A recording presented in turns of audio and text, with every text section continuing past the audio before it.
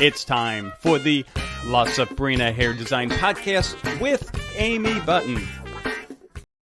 Well, hello, listeners, Charlie, and viewers. Charlie McDermott here, back with Amy Button for today's episode, which is a fascinating one for me, Amy. I didn't even know it was a thing, but before we get to that, how was your weekend?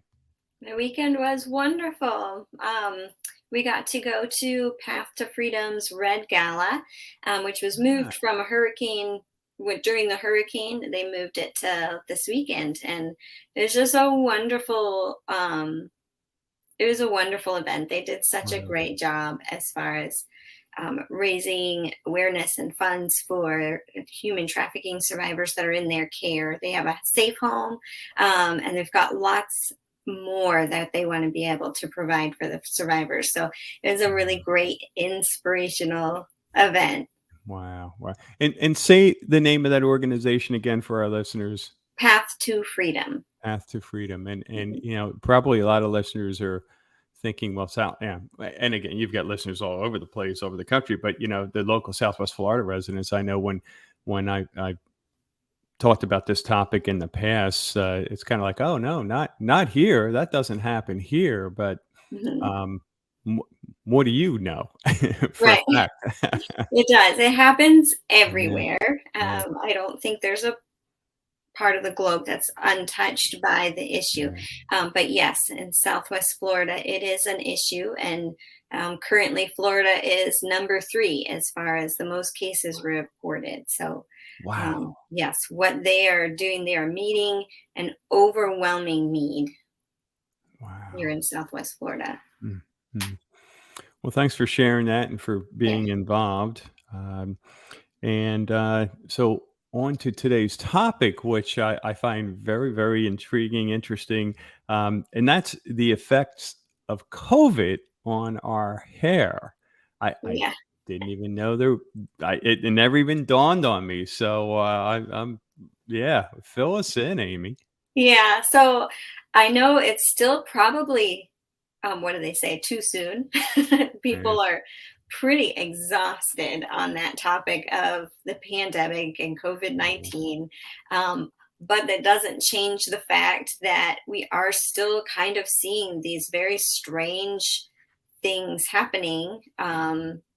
Especially I've noticed behind the chair to our hair, especially as females, due to the pandemic. And it does sometimes, it's just a new variable, I guess, and that would help explain some of the things that women are struggling with.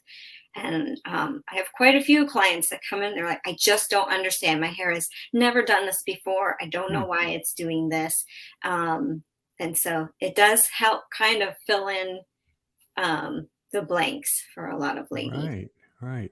So what are you seeing? What kind of impact are you seeing on hair?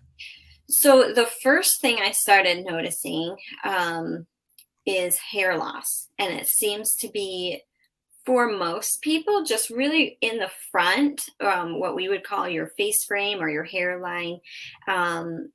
Similar to after somebody has a baby, they usually within around 6 months to a year, they'll lose like a crazy amount of hair in the front.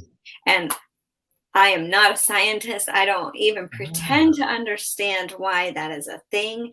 And it definitely probably has something to do with hormones. So we're noticing something very similar after you've had COVID. So I did a little bit of research before I noticed that other salons were kind of saying the same thing. Like, hey, is anyone else noticing that people are losing a ton of hair? So I did a little bit of research and found that it's actually pretty common anytime you've had a high fever for a longer amount of time. It's actually very common for people to shed hair. It's also called hair shedding. So, but unfortunately for some ladies, it's more than just their hairline. It's just all over. They're struggling with that. The good news is we're seeing all of it grow back. Oh, that was my next question. Yeah. Okay. People, sometimes I feel like they sit in my chair and I would start explaining, oh, this could be the possibility, and panic is on their face. But very quickly I try to follow it up with, but I am seeing a lot of people's hair, it's growing back. I think that's actually the curtain bangs. I think were coming back. But Mm. then once COVID hit and everybody ended up with these short pieces in front, it really helped launch all of the different bang styles are pretty much back because it's necessary. Wow. Wow. What's been your experience from a how long does it take for the hair to come back? Does it vary? It seems rather quick. Yeah. Pretty much everyone that I've seen, it's like the one appointment they come in and they're like, "Oh no, I don't know what's happening. I'm losing all my hair." And then 2 to 3 months later they come and they've already got a couple of inches of regrowth. So it Okay. seems as soon as it sheds, it starts to grow back. Yeah. So yeah, Yeah. no reason to panic. You Oh just boy. gotta Yeah. Yeah. It provides a gotta lot of peace of mind, I'm sure. yeah. Yeah. And I'm assuming this happens while they have COVID and or right after. Is that the pattern? It seems to be anywhere between like the very month that you came down with it or 6 months later, up to Okay. 6 months later. Yeah. Yeah. Yeah. So, and everybody's a little different. So it's really hard to gauge. And then some people don't have any shedding. It's Mhm. just, it's one of those strange, just like everything else with this pandemic. It was Yeah, I like, was gonna say this the just doesn't magic of COVID. I mean, probably half the population had it and didn't even know they had it, you know? That's like, exactly. yeah, Yeah. yeah. Jeez. Now, how about so you mentioned obviously COVID, pregnancy. Are there any other connections, hair loss, and that you've seen over the years with other conditions? Stress is another big one. Um, Yeah. which actually, I mean, it feels like COVID actually takes all three of those things. It Huh. messes with That's your a good hormones point. and your stress level, and then you Yeah, have a high fever. So it really is just yeah, presents all of those symptoms. So it would make sense that yeah, that would yeah. happen. Mhm. And I guess, anything that you can do, kinda like taking your vitamins, anything that you're aware of that can be done to help, limit the loss if you see this happening? Yeah, I don't know about limiting the loss, Yeah. but everyone here in the salon and lots of other salons, they definitely know how to baby your hair. Like you want to baby it for a little while and give it a chance to recover a little Mm, bit. And you want the hair to grow when it grows back. You want it to grow back really strong. So yeah, we recommend great products. There's products that have biotin in it or promote like healthy proteins in your hair. So stuff like that, making sure yeah, you're using the proper products at home and making sure you're going to see a stylist that's going to agree with you and baby your hair as yeah, well. yeah. So baby your hair means don't do anything, from a, I guess, and this is out of my league now, but from a hair design standpoint, anything, a new hairstyle or is it more baby your hair, use, maybe don't shampoo as often or how would you define that? Yeah, I would say, yeah, don't um you want to use heat protectants, you want to some people shampooing your hair less is going to help. For other people it's conditioning more, so that would Okay, require you to shampoo your hair. But leave-in conditioners, heat protectants, like you okay. just want to pay extra attention, make sure your hair is getting everything it needs. Yeah, yeah. Wow, well, good stuff. Again, Yeah. who knew? Anything else, that we should be aware of? Yeah, so there's one other very fascinating, strange thing that Uh-huh. is a lot more controversial, I feel like, in the cosmetology world right now because we can't really explain it. Yeah. And I've seen reports of it multiple places again because I was seeing it myself. And I was like, oh my goodness, is anyone else facing these kinds of strange situations? Everyone feels differently about it, but it doesn't change the fact that I am seeing every once in a while after somebody receives the vaccine, they're getting hot spots when you apply color. So I and there's again, it is Wow. just it's a very few individuals that that's happening to. They Yeah. seem to be somewhere in their late 30s, early 40s. So I don't really understand what what is happening at that point that's Mm. creating this situation. But by that I mean we put color on their hair. It could be a formula that I have used for years on the same Mhm. client, and they'll just have some spots that turn bright orange or bright red, like Wow. opposite of the color that we're putting on. And we're used to, determining what is in the client's hair.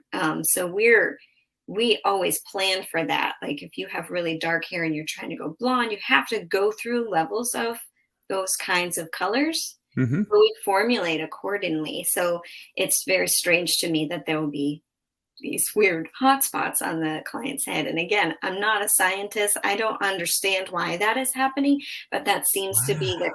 common thread in the few Yeah. clients that I've had is it's their hair appointment was too close to when they got their vaccine. So my best advice for avoiding that is everybody feels a little uncomfortable sometimes sharing whether they got the vaccine or not, and Yeah. we always want to respect people's privacy. that's Yeah. that's up to them. And but at the same time, if you are sitting in a chair and it's been too close to your vaccine, you might want to share that with your stylist. Yeah. Or at least if it happens, we can fix it. But let your stylist know that that Yeah. might be one of the Yeah. variables that caused it. Because believe me, stuff like that, we as stylists wake up with nightmares in the middle of the night. Like, I don't understand why that happened. Um, so do your stylist a favor and just clean. Yeah. Yeah. Wow.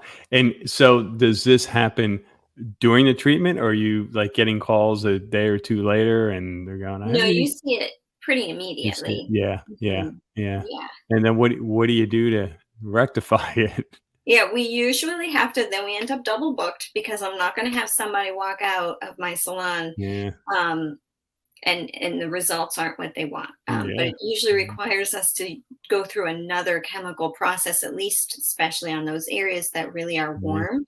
Yeah. Um, so it it does mean it takes more of the client's time, more of our Mhm. time, which is never an issue for me. I will always make sure we have enough time to Yeah. fix something. Um, so that they leave feeling beautiful. I mean, that is the point. I want everyone to That's leave why feeling they came in, right? yeah. So Wow. it's just time consuming and Yeah. yeah.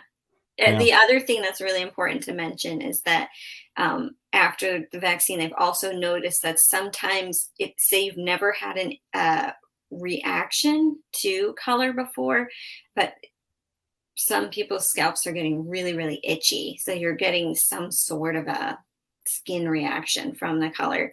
And again, that's avoided by making sure you've at least allowed 48 hours to probably a week between the vaccine and getting your hair done. mhm, mhm. Very, very good advice, and it makes sense. I mean, with the any vaccine, you're basically injecting, particles of that disease, and your body's fighting it to build the immunity, Right. right? So, Yeah, you know, exactly. Your probably body's you're working hard enough, and then you throw yeah, something more at yeah, it. yeah, yeah. Yeah. But again, who'd have thought? This is really, really helpful. Fascinating stuff. Wow. So did we cover it all? The impact of COVID on hair? Yeah, those are the three things that I Yeah. seem to have noticed. And again, nothing is proven, but at the Yeah. same time, I mean, I see a lot of clients. I've seen a lot of clients over the last 3 years, and it's definitely a common thread. So I can't Yeah. stand here and with confidence say this is causing this, but I am just Yeah. sharing Good information awareness. that I'm Yep. gathering. Yep. Good Yep. awareness. Always helpful to know, my hair isn't falling out, there is an end and there's a reason and it'll Yeah, come back. exactly. So, hey, it's yeah, good for you to put this out there, and good for our Southwest residents, especially those in Naples, right where you are, that whether you've had, a vaccine of any type or COVID or any other condition, You want to look better? Right. Get a You'll chair never. in Amy's place. So, Yeah. for our listeners, Amy, I know the viewers can see your web address and phone number. For those folks who may have further questions or want to schedule an appointment or stop by, what's the best way? Yeah, so we're located on Pine Ridge and Livingston, right where that Starbucks seems to be a famous Starbucks here in town. The line is always super long, so we're in that plaza with Starbucks. And our phone number is 239-537-9315, and that's probably the best way to get a hold of us. And then our website and all of the information, as well as what we're doing to support survivors here in Southwest Florida, all of that information can be found on our website, which is LaSabrinaHairDesign.com. Super. Well, Amy, get back to it there, and we will talk more in the next episode. I can't wait to see what you come up with next. Right. Thanks for listening to the La Sabrina Hair Design Podcast. To learn more about the La Sabrina Hair Design experience, go to www.lasabrinahairdesign.com. That's www.lasabrinahairdesign.com, or call 239-537-9315.